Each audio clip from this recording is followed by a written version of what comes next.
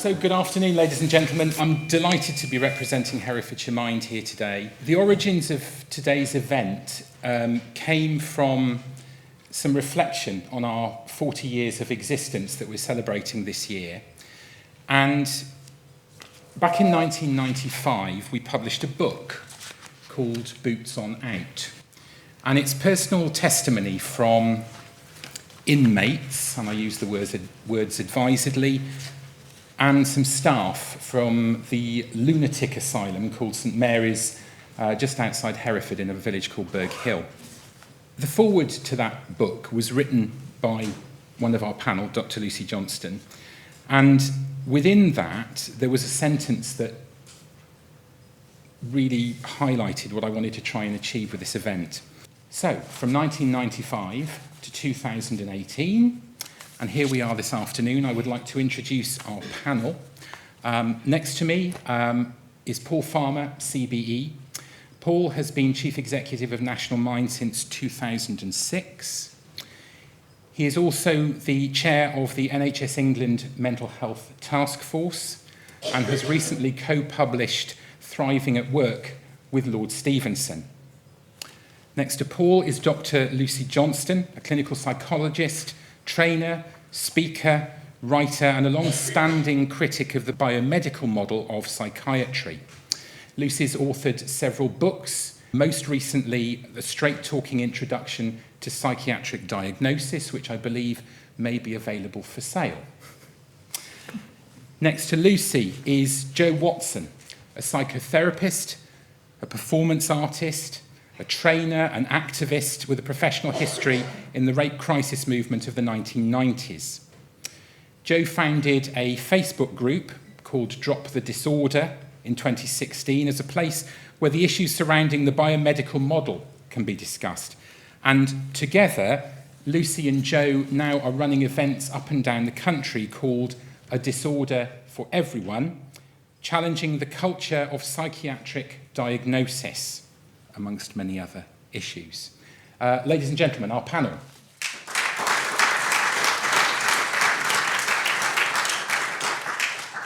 I would stress that I want this discussion to be participative, but I thought an initial starting point should be possibly our panel's thoughts on state of the nation. 2018, where are we? There's lots of talk about mental health in the media and elsewhere. What does that mean, and what are our thoughts? So, Paul, would you like to kick us off? Thanks so much. Good afternoon, everyone. It's really great to be here, and particularly to celebrate the 40th anniversary of Herefordshire Mind. And like many of our 130 local minds up and down the country, what I really love about the work that our local minds do is that you are a community-based organisation really responding to the needs of your local community. And 40 years ago, that's exactly what you were doing, but in a very particular way. You were responding to the fact that a large asylum was entering its closure process, like most asylums around the country, and you were there for people with very long-term mental health problems in many cases, many of whom would have spent many years in that asylum environment. And you were there to provide help and support for people who were, in the phrase at the time, a horrible phrase, was people who were being decanted from the system. And you were there because probably friends, family members, local civic leaders recognised that there was a need for a community to respond. Fast forward 40 years, and like many local minds, you've responded to the changing face of mental health in our society. Those asylums are now long gone, almost certainly turned into luxury flats or shopping centres. Instead, we now have a different way of thinking about how we support people with mental health problems. And as part of that, a local mind association like yourselves responds to being much more of a community organisation. And we probably wouldn't be in this room today if we weren't thinking about the whole community and thinking about the mental health of all the community. And so, in a sense, your journey reflects, I think, the journey that that we are moving on as a society, because what we've seen is a change in the way that the public is talking about mental health as an issue. We've also seen, as a result of far more people with their own personal lived experience of mental health problems standing up and talking about their experiences, which is probably the most fundamental change that's happened in the last 40 years. As a result of that greater voice of people with lived experience, we've seen the public, friends, family, colleagues, and others take notice. We've also seen the media take notice, and we've seen politicians take notice. And as a result of that, we are having and it's a bit of an overused phrase, but we are having a conversation about mental health like we've never had before. But at the fundamental heart of it, we still, despite a lot of that progress, I think we should be very pleased about and recognise as progress. We also know that there are huge fundamental challenges that we still face. So we know about the significant underfunding of mental health services. We know about the very negative experiences that people with mental health problems have, for example, with the welfare system. And we also know that it is still an area, particularly if you experience the most serious mental health problems, where that stigma is still there. So I suppose part of my job at Mind is to be a glass half full kind of person, because I think it's very important that we look positively back, but also recognise that we've got a huge challenge ahead of us. So I think I'll probably stop at that point and we'll open up for discussion later. But I think we've made significant progress in that 40-year period, but my goodness, we've got a long way to go. Paul, thank you. Lucy, State of the Nation. State of the Nation, okay. One of the things I always think about when I think about mental health changes, and I've been in this business for a long time, seems to be there's a curious paradox in psychiatry, by which I mean the whole system, not just a profession of psychiatrists, in that everything changes and yet everything stays the same. So we've no doubt seen huge changes. We've seen a raft of reorganisations. We have new kind of titles for teams. We have a slew of documents, nearly all of which have at least something useful to say. We have even some kind of different professions and so on. We have a new high-profile aspect to conversations, as Paul's just said. Yet in some fundamental ways, it seems to me we are yet to get to grips with what we call mental health is actually all about. And I think it doesn't take very long to kind of work out that something is amiss, because, and this is where I think calls for more funding, though understandable, don't really get to the heart of the problem. We seem to be heading towards a state where almost everyone in the country is going to be on a pill of some sort or another, and indeed almost everyone's going to have a diagnosis. So, the country doesn't seem to be getting mentally healthier, if you like, and nor do we seem to be coming up with treatments that actually seem to be reducing the incidence of what we might call mental ill health or mental health problems.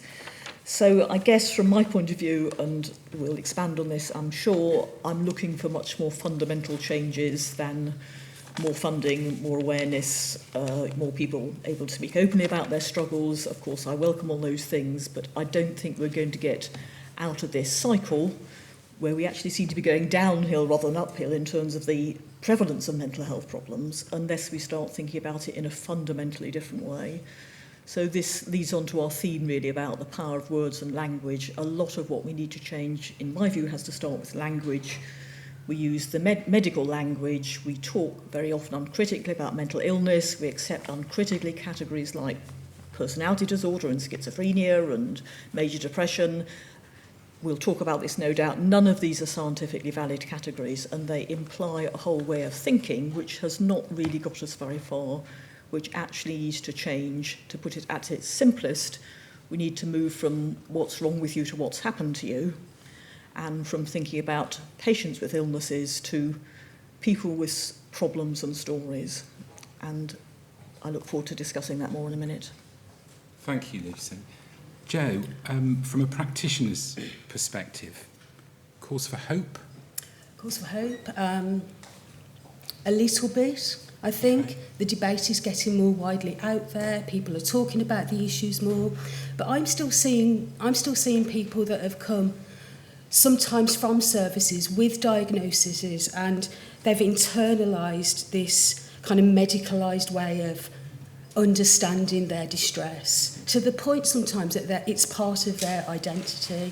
So they come to therapy with that understanding, and it's no surprise to me because wherever they look for information about what they're experiencing, they're faced with a biomedical narrative everywhere they look. So, for example, if you've got a young person who's experiencing quite severe moods, they might Google that, and actually bipolar disorder is the first thing that comes up in relation to search engines. Same with any other ways of experiencing life. So, for example, if a young person's hearing voices, they might put that into Google, because young people do that these days, I believe.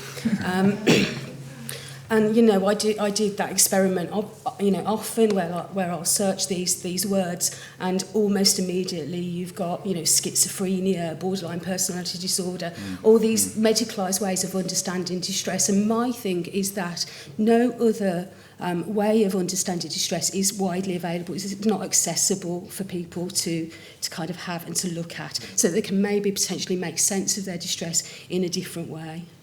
So. Thank you, Jo. So, ladies and gentlemen, you've heard some opening statements from our panel. Who's going to be the brave individual to ask first question or make a first comment?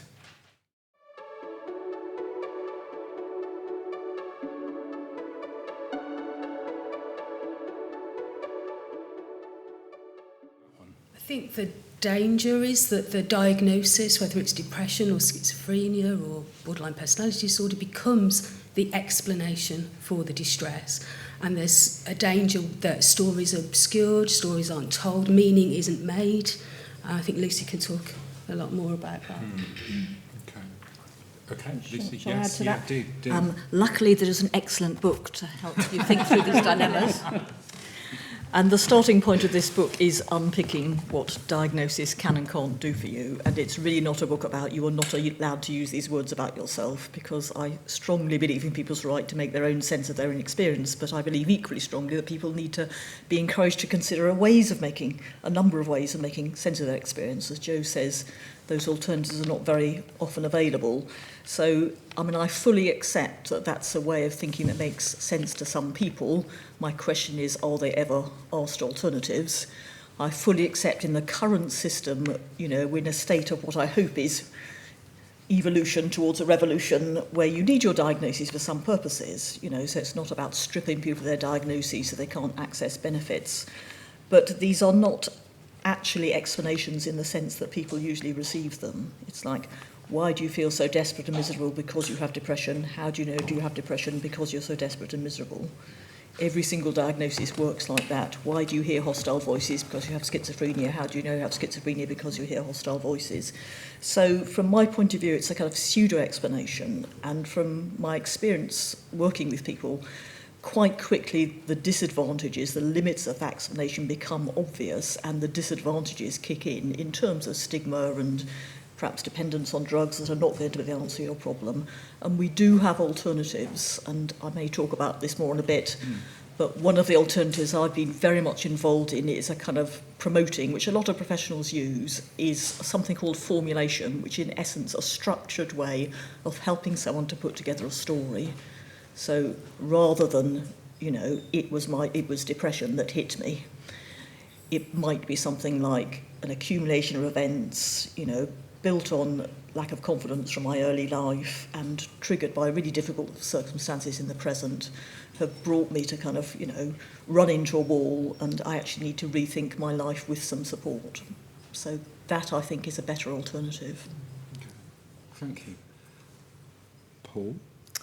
Well, I'm already looking forward to this session lasting till about 10:30 tonight. Yes, I know. Not because we're already opening up so many really interesting, important conversations. So the first one for me, actually, let's just start with thinking about this question of language, because you know, again, back in those asylum days, you know, the legacy of the asylum days are still rooted in our English language today, with phrases like round the bend and out of sight, out of mind, which were all coined when people were literally taken away into those big asylums, which were built with bends in the road so that people were literally taken away from our sight as a society and as a community. And I think in some ways we're still living the legacy of that. We also have in our language a complete, we're still kind of navigating our way. I think I agree with the way Lucy describes this kind of transitional journey that we're on. We're navigating our way between what do we mean when we talk about mental health, because when we talk about mental health, what most people immediately think of is mental illness, and they don't tend to think about all our mental health in the way that we tend to think about our physical health. And then we hear people talking about, quite often I come across people who talk about mental health illness, which is in and of itself a complete contradiction in terms. And then we have these kind of baskets of symptoms called diagnoses, and I think there is, personally and organisationally, we see a place for those, but we also know that they are remarkably inexact, and we know that mainly because we don't know so much about what's going on inside ourselves as human beings. So we know that lots of people tell us, and just to come back to your question, a lot of people tell us that they do find those being able to use words that explain to other people what they're experiencing. They find that helpful. For a significant number of people, they then find they get the kind of help that they need. So that's also pretty important. But we also hear far too often about people who journey across a range of different diagnoses. I was talking to one of our trustees the other day about this, and she was telling me that she's had 6 or 7 different psychiatric diagnoses over a kind of 20-odd year period. And I said to her, were you different the first time you went as opposed to the last time you went? She said, not really. So I think there are some challenges that we do have to unpackage. And I think this is where you then get into the question about why do we know what we don't know? And that's partly because there's very limited amount of money being spent understanding this issue, but also, and I do have a lot of sympathy with the points that Joe and Lucy are making, we are at real danger of pathologising the whole nature of our human condition, and it is completely inappropriate, and you nearly used an inappropriate word then, it is completely inappropriate for us to be driving more and more people into mental health services without first examining what it is that they're experiencing and what are the ways in which we can help people. And in that sense, we don't yet have a proper prevention approach towards mental health. We don't think about, or perhaps more accurately, we don't have a positive approach to thinking about how we build our mental health in a positive way. Again, I think that's beginning to change, but we don't get any of that kind of those kinds of messages, or we're not really encouraged to think about our mental health in that particular way. Okay, thank you. Thank you. Yeah, sure. One of the things you said was that diagnosis was inexact. So it's something that we agree on. So let's celebrate that. When somebody gets a diagnosis of bipolar disorder, what they're not told is that it isn't an exact science. There's no scientific evidence for it, that it's a construct, that it was made up around a table of white men in America. They're not told that.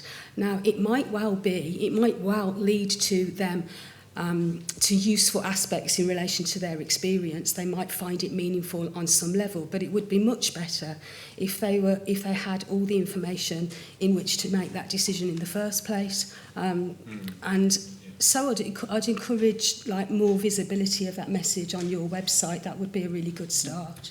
Okay, thank you. Sorry, can I add briefly to that? Okay, yeah, sorry. Briefly, and then You're going to you, sir. Adding to both those points, really, I think it's very...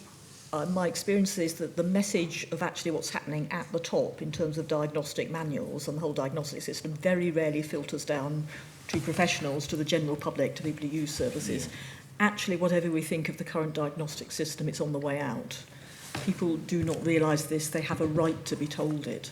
So the chair of the committee that drew up the second to last edition of the Diagnostic and Statistical Manual of Mental Disorders, the so-called Psychiatrist's Bible, Dr. Alan Francis, has very outspokenly said, there is no reason to believe DSM is safe or scientifically sound. America's largest funding body has stopped funding research into things called bipolar disorder and schizophrenia because it is recognised these are not valid constructs, therefore not a good starting point. So and the billions of dollars are being poured into developing new systems from the bottom up with the expectation they won't be ready for use for decades. So this is the bigger context people actually need to know about. These are not scientific facts and truths. These are constructs that are acknowledged even by the people who, I would use the verb, invented them, are not fit for purpose. Thank you, Lucy.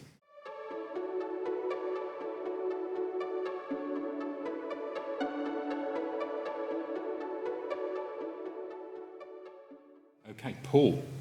Well, I thought this might come up, so thank you very much for asking the question. I think, so first of all, just want to be very clear, although we as an organisation and many local minds have statutory contracts, we enter into those contracts on our own terms, so we're very clear about what we can and can't do, and our independence as a charity is hugely important to us.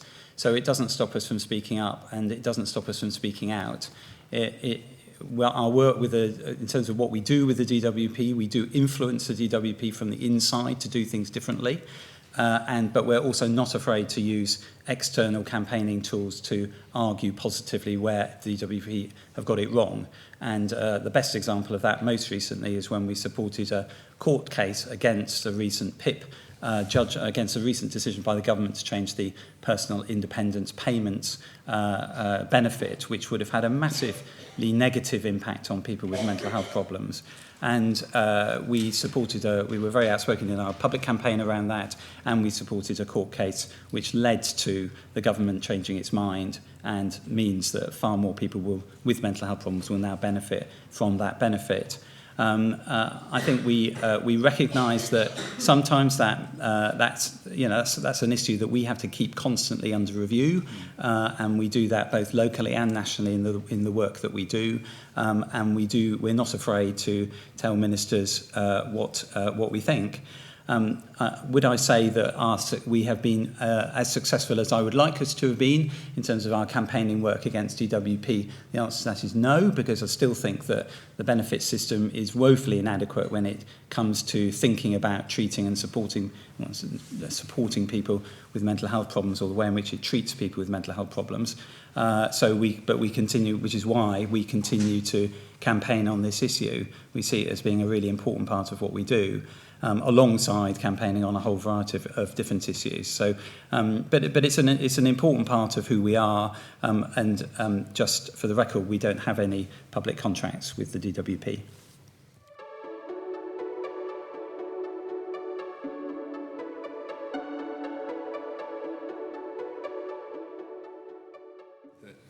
Do we actually have a positive structure to offer sanctuary and a safe place of safety for someone outside of the confines, maybe, of the legal system, where sectioning can be brutal and incredibly frightening? Yeah. So what's the alternative? Well, we did used to have some of those alternatives, and we still do have some. I think it's a very good point. What a lot of people need is not treatment as such in a medical sense. They do need a breathing space. They do need someone to talk to, someone to be with them. They need, time out from their daily lives. I mean, when I started working in psychiatry many years ago, the pressure on beds was much less, and some people came in quite explicitly for that reason. And if you were in a hospital in rather beautiful grounds, that was often very healing. That was not medical treatment. Yeah.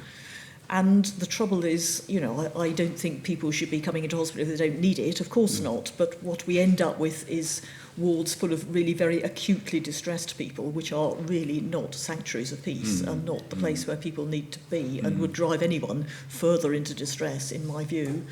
We do have some very inspiring examples, for example, of crisis houses, things like the Leeds survivor-led crisis house, which try to offer exactly that. And again, the emphasis I want to make on that is about it's the non-medical stuff that's important, and their evaluations show that. It's the simple human stuff. It's about being with people, having space, listening, supporting, validating. We need far more of that. Now, I don't know of many kind of sets of nice guidelines that recommend that, and this is the trouble with getting caught up with a very managerial, very medically based system. We often miss the human qualities that are actually what people most need. Yeah, thank you.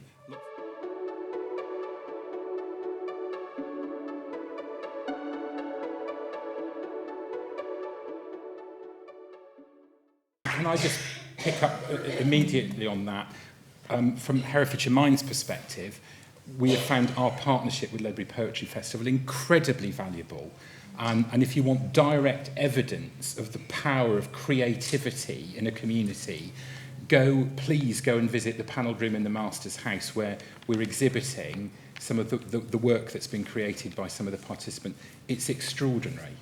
And the value of that cannot be minimised. But anybody want to come back on that? I think it's a really important point. I absolutely agree that it has been stripped away, and we should be focusing much more on that. When we see examples of that, we see healing happening, we see a space where people can make sense of their experience, that can make sense of their story without having to, kind of use diagnostic labels to do that, because they don't need to. We know that hearing voices, for example, is a normal human strategy to cope with adversity and trauma. We know that. We've got the evidence. We've had enough people speaking about it, and that applies to lots and lots of other lived experience. So when people get together and use creativity to share stories, powerful stuff happens.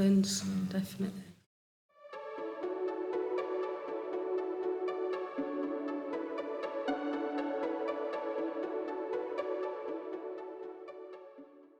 I understand what you're saying, and to some extent we will have to work within the system as it is and use the strategies that are available to us. So if I was in a position of, you can have £1 million to set up a service for psychosis, I would say yes please, and just kind of try to add these marks around psychosis.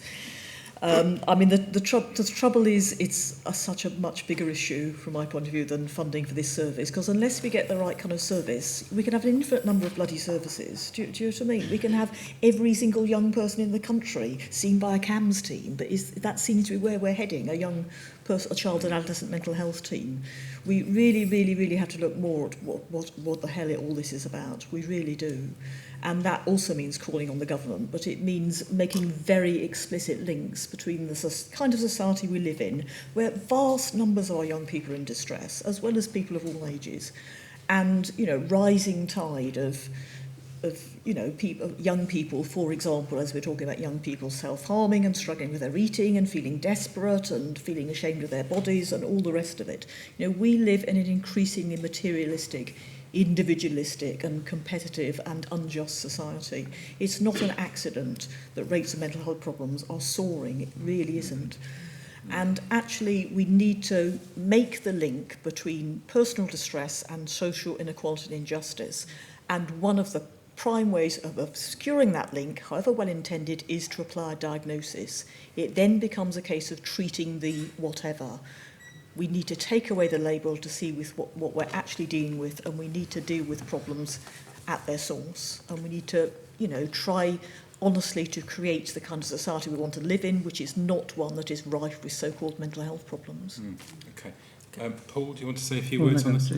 Just very quickly, I just wanted to share that I am aware of young people in school situations where their school has referred them to CAMS, and actually what's transpired is that people are prioritised if they've got a diagnosis, and the narrative around the school is, I've got to get this diagnosis to get this help. So you've got a kind of situation where young people are almost chasing diagnosis, and this is really expensive for them in terms of their life. We've got Bipolar UK describing bipolar as a severe lifelong mental illness that has to be medicated forever.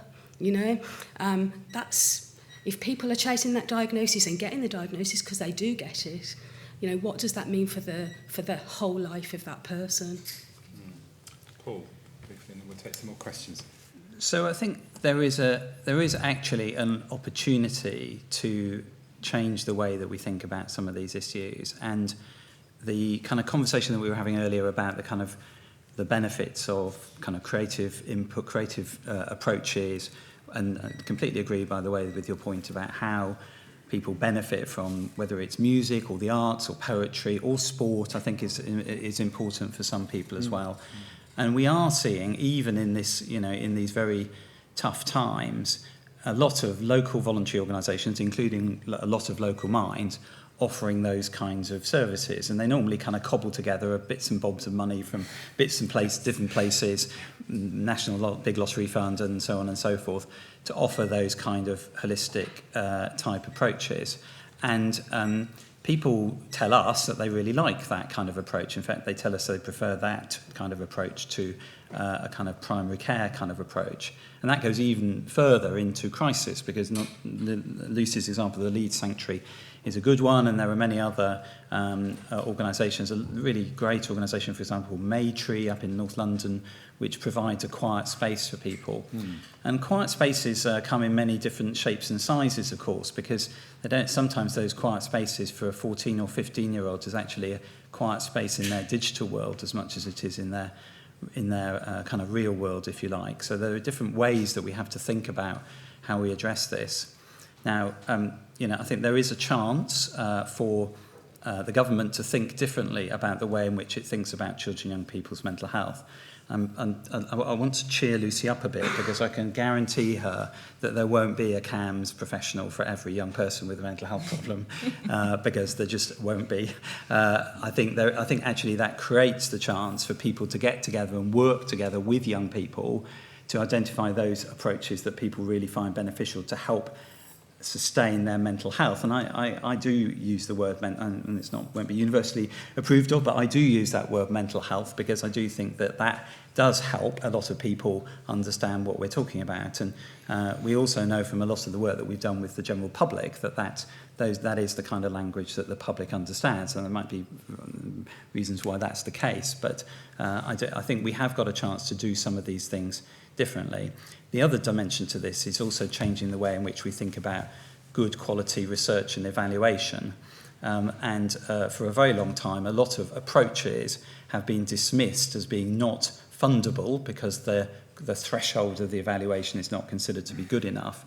And in fact, your very own professions in psychology have suffered from that experience for a very long time, despite the fact lots of people get real benefit from accessing psychological therapeutic interventions and support. So I think we do need to also to think a bit more about how we're helping government to change the way in which they think about evidence. And my goodness me, we're in a period where evidence is being redefined on an almost daily basis. So maybe the opportunity is greater than we might think if we can get people to agree to some extent on what the right kind of approaches are. And I mean, I think we've seen a really good example of this recently in an area where there's been a lot of contention around a diagnostic label of personality disorder, where people have got together and come up with a really strong consensus view opinion about about how this approach should be addressed, and addressed in a very different way to ways in which it's been addressed previously. I just want to make a point to the lady over there about your friend, and I mean it's I think it's so important that we remind, and this is what we do all the time in our work, and lots of other people do too, remind people about the consequences of when it goes wrong, and the consequences of services not being available. And here we are on the verge of the 70th anniversary of the NHS, when lots of people are being very positive about the contribution that the NHS has made to their physical health. I'm not seeing a whole lot about what people are saying about the contribution of the NHS to mental health. And I think that's because people recognise that the last 70 years haven't been a great story for mental health in the NHS. But I do think there's a commitment to trying to do things differently.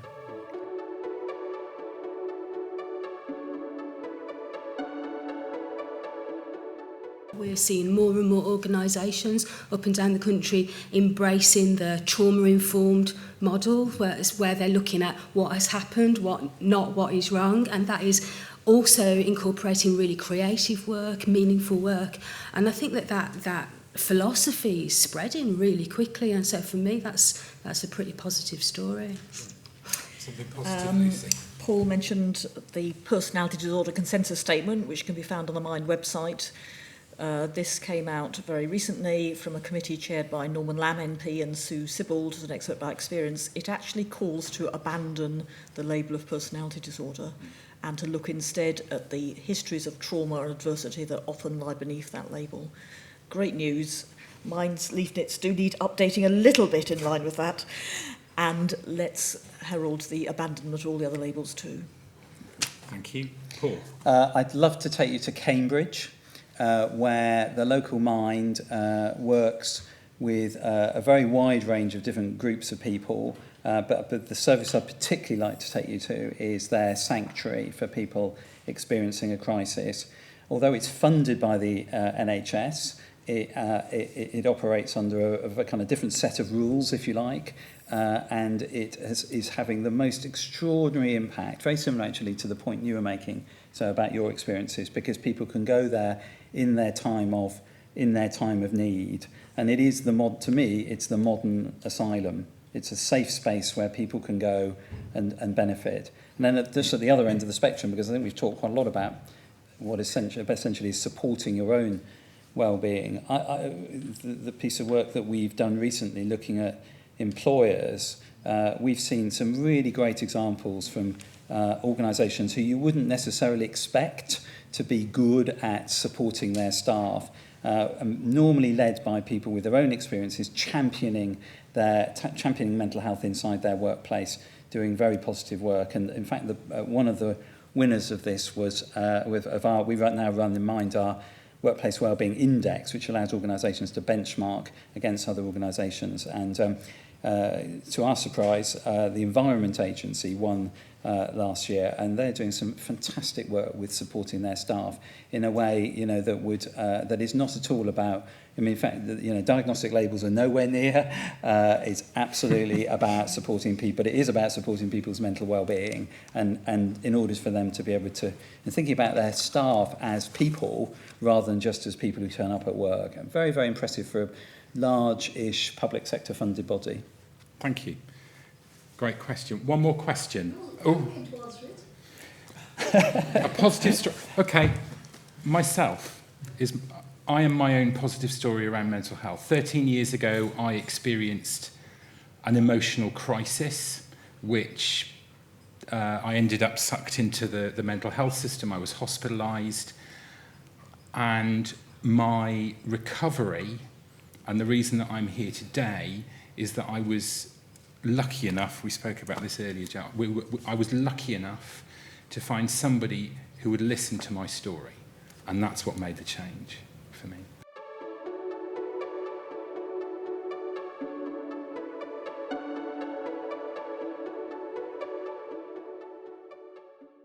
I think it starts off by how we're thinking about this issue inside schools, actually, and the conversation that we have around the way in which we describe our feelings, our emotions, the way in which we talk about the good things that happen to us, but the negative things that happen to us. So I think I would take it into a very quite a grounded space to help and support and bring people to think about who they are as individuals and what they bring to a wider society. And I think we are having some of these quite deep conversations at the moment because of the kind of world in which we live. And to some extent, we don't want mental health to be in the middle of that. I think we want mental health to be a part of those conversations because it goes beyond our mental health. It goes into a much broader conversation about what kind of a society do we want to live in, both locally and nationally and internationally. Okay, Paul, thank you. A brief response. 2-second reply. I mean, I very much agree with what you said. And I think the fundamental shift we need to make is towards recognising. I think recognising actually has to be the first step. We're not dealing with mental illnesses. We're dealing with human suffering. I'm going to do a 4-second plug. I and colleagues have been involved in a very ambitious project to outline a conceptual alternative to psychiatric diagnosis, which is based on exactly that kind of understanding. This is about human suffering.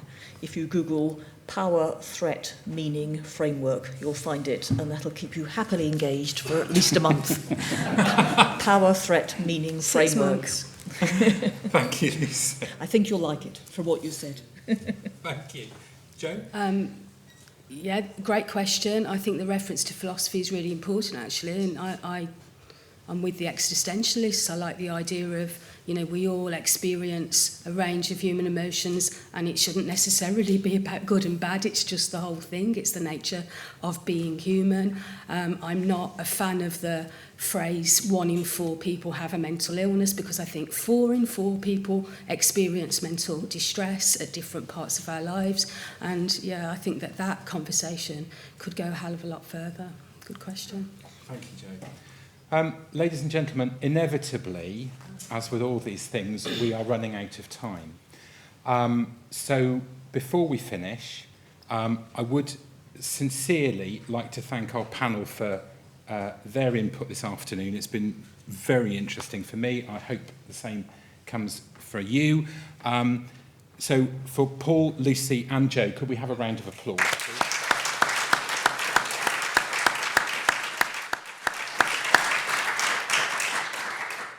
And because we're at Ledbury Poetry Festival, it would be criminal not to finish with poetry. So I'm delighted to introduce Jo, who is going to finish our event with her own work.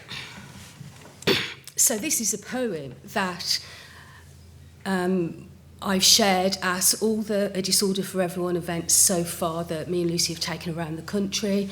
And it's quite a hard-hitting poem, it's quite a challenging poem, but really the majority of the feedback we've got is that it resonates for people, and as long as it keeps doing that, I'll keep sharing it. So pleasure to be asked to do it today, David. Now, this is inspired by a woman called Eleanor Longdon, who was diagnosed with schizophrenia, and her story, the distress that she experienced that led to that diagnosis, and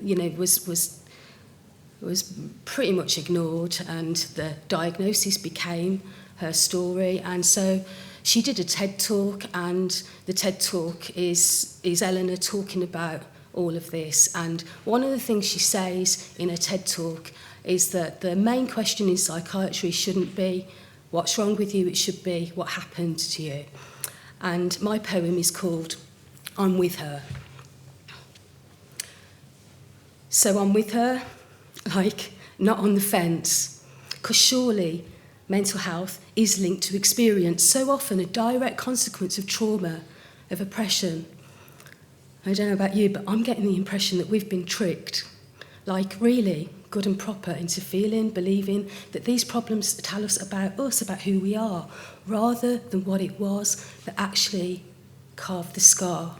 You see, we're fooled into thinking that it's about biology, physiology, intrinsic to identity. They tell us that it's in our genes, instead of being in the scenes of what happened to us that play out on repeat sometimes. You know, the ones we don't mention too much. Our great-grandmothers were locked away, incarcerated, left to decay, sometimes shackled with metal vices, while slices of their brains were cut out to exercise the threat. And yet this meant that sometimes they forgot the horrors, but it also meant that sometimes they forgot their names. And our grandmothers, it's not going to come as a huge surprise that many of our grandmothers were tranquilised, pretty much sedated, and this equated to a kind of half-life, often for their entire life. And when this didn't quite sort them out, make them sane, they may well have been strapped down whilst electricity was shot into their brain. And our mothers were flooded with old school antidepressants and mass unnecessary womb extractions and reactions to instant hormones that, for some, meant a detour around a midlife rite of passage that may have brought them home. And as for our sisters and as for ourselves, well, we are labelled and medicated, disorders allocated, often accumulated, because there's no shortage of diagnostic criteria to explain any deliria or otherwise. Honestly, you'd be surprised. There's a disorder for everyone. What, you haven't been diagnosed yet? You just haven't been in the wrong place, saying the wrong thing to the wrong person at the wrong time. Arbitrary luck, nothing else. There is a disorder for everyone. They're in the book, it's the DSM-5, it's the place from where they all derive, hundreds of them, all squashed in, all planned, because supply and demand doesn't work too well without the demand bit. So our disorder has to fit, and we need the pills to cure it, to cure us, be our defence, chemical compounds of modern science that conveniently turn off or tone down our emotions, our feelings, whilst pharmaceuticals are profiting so much they're wheeling and are dealing with governments, creating policy? Is it not an atrocity that drug companies have any say in the big decisions of the day? And I know, I get it, I'm ranting now. But here's the thing, subtly hidden away underneath the anti-stigma shiny surfaced campaigns of the day of mental health awareness raising that are so good at glazing over the point and over the pain, we find more of the same. Hidden away is more of the same, and excuse the pun, but this is sending me insane, because now even the good ones are having a try, you know, the likes of Ruby Wax and good old Stephen Fry, sadly still perpetuating the same old toxic lies and generally doing a great job of using celebrity status to pathologise. So we all get to believing that it is about us. They say mental health is like physical health, and alongside that invariably a belief that it's part of identity, part of me, the heart of me that is here to stay, not going away, needs to be managed, contained, needs to be chemically explained. So we really need a rethink, and it's definitely time to change. Because otherwise precisely nothing is being rearranged, and we'll see a continuation of the same old shit. Convenient, disempowering medical model rhetoric. We'll see confusion and delusion and collusion with social control. And where the hell in all of this is oppression's role or trauma's role? It's not getting a look in, let alone being explored. So all of our stories join the millions of others that have been conveniently ignored because trauma can't be relevant. It's too much of a threat to the general scheme of things. Instead, we should forget about what's happened and put it down to genes, to chemical chaos, predisposition, the biological machine. You know, Eleanor Longdon, she was never, ever asked about anything that had happened to her or any of her past. They just said she had an illness, a kind of broken brain, and that this explained the voices and the corresponding pain, so diagnosed with schizophrenia and written off as a hopeless case. And yeah, you may be thinking this is an absolute disgrace, but it's really no exception. It's happening every day, and it's time to change the script now and find another way. And in Eleanor's amazing TED Talk, she says, the main question shouldn't be what's wrong with you, it should be what happened to you.